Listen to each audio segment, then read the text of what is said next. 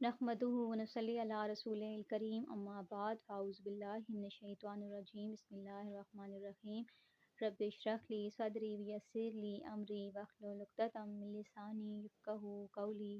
अस्सलामु अलैकुम व रहमतुल्लाहि व बरकातुहू। मेरे प्यारे से यूट्यूबर्स, क्या हाल है आपका? आगे जो सबक है वो शुरू करते हैं, ठीक है। अऊज़ु बिल्लाहि मिनश शैतानिर रजीम बिस्मिल्लाहिर रहमानिर रहीम।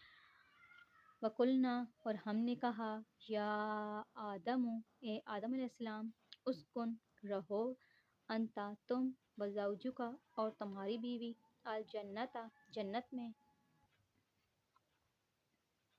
वकुला, और खाओ, मिनहा, उससे, रगदन, जी भर के, खैसो, जहाँ से, शितुमा, तुम दोनों चाहो, वला तकरबा, और तुम दोनों करीब ना जाना, हाज़िहि शजरता, उस दरख्त के, फतकूना, वरना तुम हो जाओगे दोनों, मिनज़्ज़ालिमीन, ज़ालिमों में से। वकुलना, या आदम उस्कुन अंता व ज़ौजुकल जन्नता वकुला मिनहा रगदन हैसो शि'तुमा वला तक़रबा हाज़िहि शजरता फतकूना मिनज़्ज़ालिमीन। और हमने हुक्म दिया कि ए आदम अलैहिस्सलाम, तुम और तुम्हारी बीवी जन्नत में सुकूनत इख्तियार करो और जहाँ से चाहो खूब खाओ, और याद रखो कि उस खास दरख्त के नज़दीक मत जाना वरना जालिम करार पाओगे। फ़अज़ल्लहुमा, पस धोखा दिया उनको, अश-शैतानु, शैतान ने, अनहा, उससे,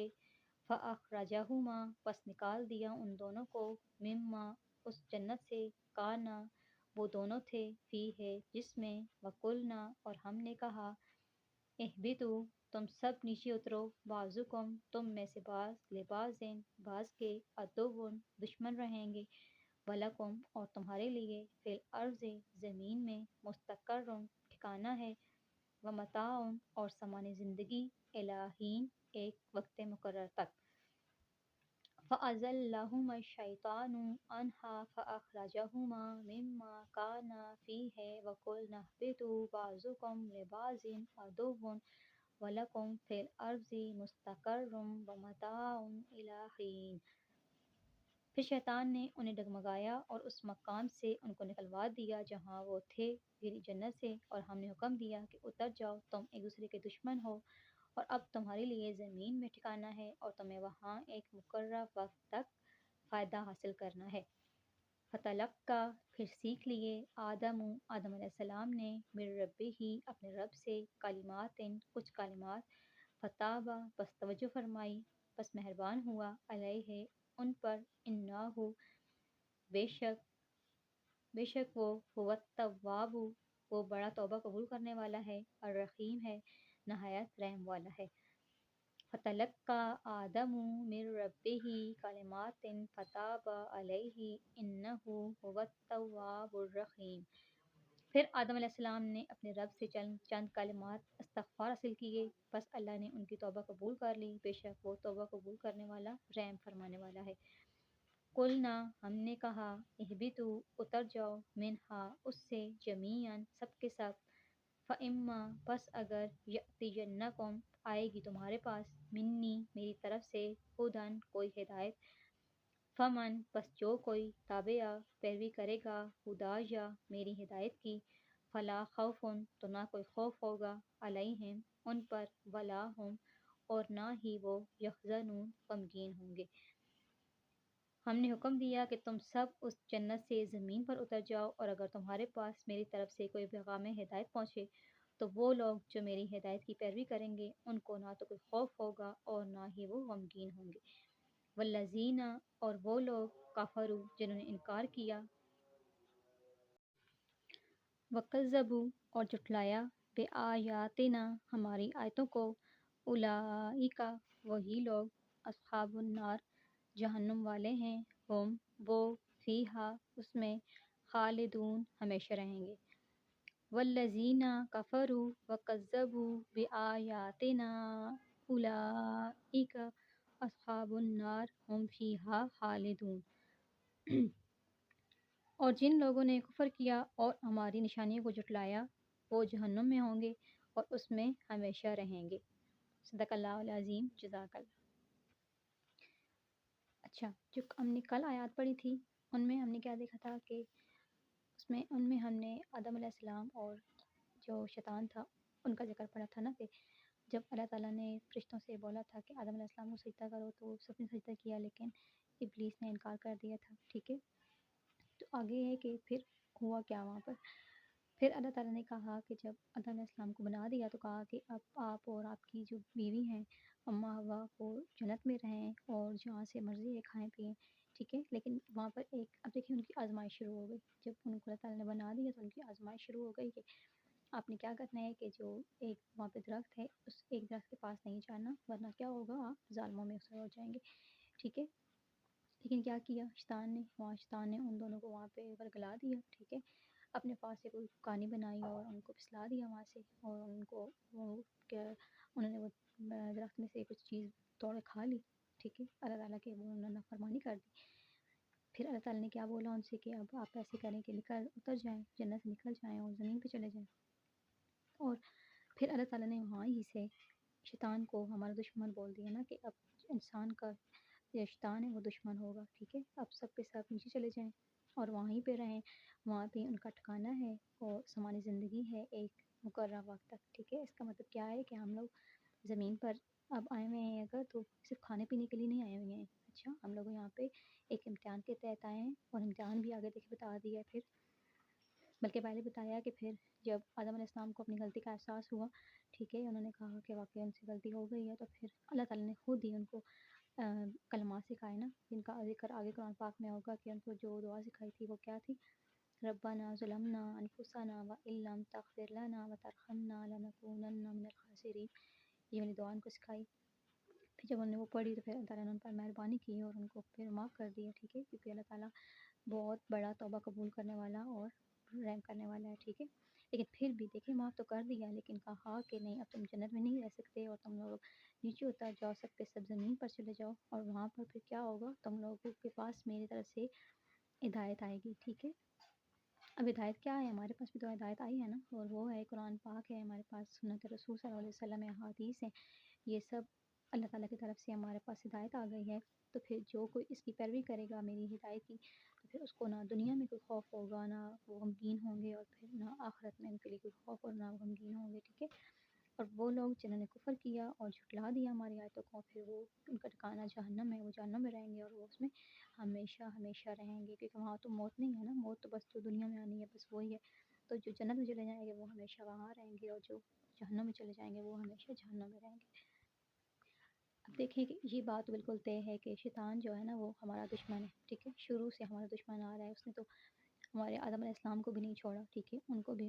اس نے ورگلایا اور ان کو گناہ کا نفرہ آمادہ کیا، ٹھیک ہے۔ تو پھر ہم لوگ تو کچھ چیز ہی نہیں،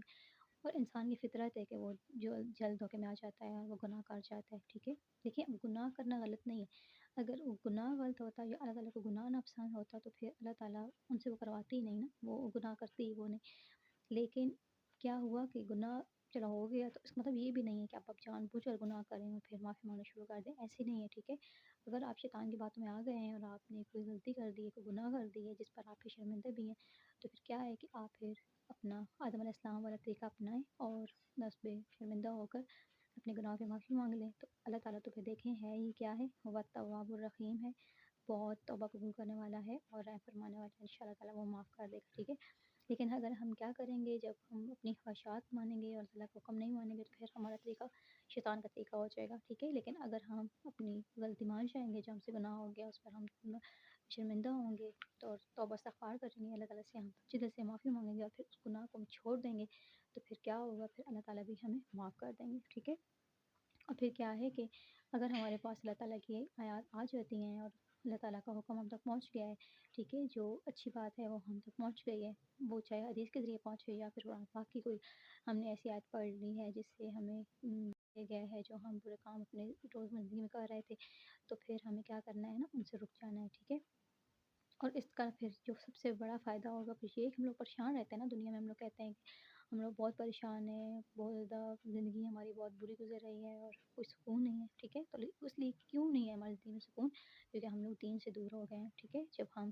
اپنے وہی قرآن پاک اور احادیث پر عمل کرنا شروع کر دیں گے، اپنے تمام معاملات ہم دین کے مطابق ڈھال لیں گے، تو پھر دیکھیں کہ ان کو لوگوں کو نہ دنیا میں کوئی خوف ہوگا اور غمگین ہوں گے، اور نہ ہی پھر ان کو آخرت میں کوئی خوف ہوگا، ٹھیک ہے۔ پھر دیکھیں کہ آگے جو کہا ہے کہ جن لوگوں نے کفر کیا اور جھٹلایا، اس کا مطلب کیا ہے کہ اب دیکھیں، اب کوئی بھی مسلمان اب کوئی آیت سنے گا یا حدیث سنے گا تو وہ ڈائریکٹ تو نہیں کہتا نا کہ نہیں میں نہیں مانتا اس کو، ٹھیک ہے، ایسا تو کوئی نہیں کہتا نا، نعوذ باللہ۔ لیکن جو ہمارے ہوتے ہیں نا اعمال، ٹھیک ہے، جو ہماری زندگی کے عمل ہوتے ہیں، وہ یہ اس بات کی گواہی دے رہے ہوتے ہیں کہ ہم نے بھی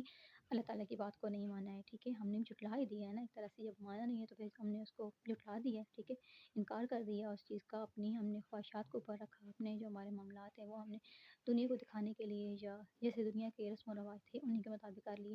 ٹھیک ہے، تو پھر یہ اسی میں آ جائے گا، اور یہ ہم نے نہیں کرنا ہے، کیونکہ پھر اس کا جو انجام ہے وہ پھر کیا ہے کہ وہ پھر ایسے لوگ جو ہیں وہ جہنم والے ہیں۔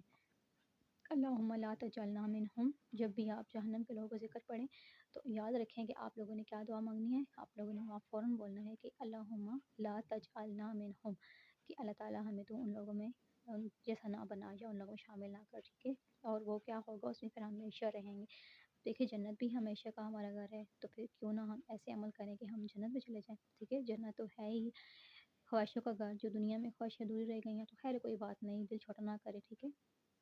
جو مل گیا صبر کریں، شکر ادا کریں اللہ تعالیٰ کا، جو نہیں ملا اس پہ صبر کریں، اور خیر یہی بولیں کہ جنت تو ہے نا، وہ تو ہے ہی خواہشوں کا گھر، اور شیطان تو ہے ہی بدتمیز نا، وہ تو اس پر کیا ہے لعنت بھیج دی گئی ہے کہ وہ مردود ہے، تو وہ یہی چاہتا ہے نا کہ دنیا میں بھی انسان پریشان رہ گئے، وہ جو دین سے دور ہوگا اس کے کہنے پر، تو پھر جہنم میں وہ ان کے ساتھ پھر اس کو ساتھ لے جائے گا انسان کو، ٹھیک ہے، جنت میں نہیں جانے دے گا، اور جنت تو ہے ہی خواہشوں کا گھر ہمارا، جہاں پہ ہماری تمام مرادیں بن مانگی پوری ہو جائیں گی، ٹھیک ہے، سب سے بڑا جو اللہ تعالیٰ کے دیدار ہوگا وہاں پہ، اور پھر ہمارے نبی صلی اللہ علیہ وسلم ہمارے پاس موجود ہوں گے، تو دیکھو کتنا بڑا یہ اعزاز ہے ہم لوگ کے لیے، ہے نا، اور اس کا دیکھیں کہا کیا ہے صرف کہ آپ لوگوں نے صرف میری بات مانی ہے، وہاں پر شیطان کی بات نہیں مانی ہے۔ اسی کے ساتھ ہماری کلاس ختم ہوتی ہے، اور انشاءاللہ کل پھر آپ سے ملاقات ہوگی۔ چلیں اب دعا کا ٹائم، چلیں جی، بسم اللہ الرحمن الرحیم، شروع اللہ تعالیٰ کے پاک نام سے جو مہربان نہایت رحم کرنے والا ہے، ٹھیک ہے۔ اچھا، اب ہم آج پڑھیں گے جی کہ ہم نے جو وضو کرنا ہے تو کیا کرنا ہے، کہ سب سے پہلے جب ہم وضو شروع کرتے ہیں تو پھر ہم نے بسم اللہ پڑھنی ہے، ٹھیک ہے، کیونکہ حدیث میں آتا ہے کہ اس کا وضو ہی نہیں جس نے بسم اللہ نہ پڑھی، ٹھیک ہے۔ پھر وضو کے درمیان ہم لوگ یہ دعا ہمیں پڑھنی چاہیے، اللہم اغفر لی ذنبی ووسع لی فی داری وبارک لی فی رزقی، اے اللہ میرے گناہ بخش دے اور میرے دنیا کے جو گھر ہے اس میں بھی، اور قبر کے گھر کو بھی وسیع فرما، اور میرے رزق میں برکت دے۔ اللہم اغفر لی ذنبی ووسع لی فی داری وبارک لی فی رزقی، ٹھیک ہے، یہ ہم نے دعا بھی یاد کرنی ہے۔ چلیں آپ لوگوں نے اپنا بہت خیال رکھنا ہے، مجھے اپنی دعا میں یاد رکھنا ہے، اور انشاءاللہ آپ سے کل کسی اور ٹاپک پہ کسی اور دعا کے ساتھ آپ سے ملاقات ہوگی۔ میرے چینل کو سبسکرائب کرنا ہے، اور اوکے اللہ۔